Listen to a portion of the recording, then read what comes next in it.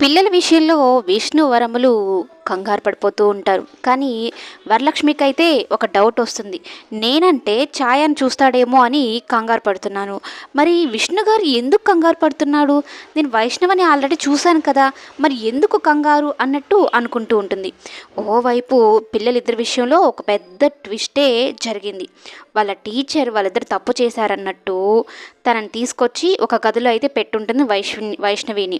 ఇక వైష్ణవి బయటకు వెళ్తూ ఉంటే ఇక ఈ టీచర్ నేను ఇప్పుడే కదా నేను పనిష్మెంట్ ఇచ్చి లోపల పెట్టాను, నువ్వు మరలా ఎందుకు బయటకు వచ్చావన్నట్టు ఛాయ పాపను తీసుకొని వచ్చి వైష్ణవి ఉన్న గదిలోనే పెడుతుంది.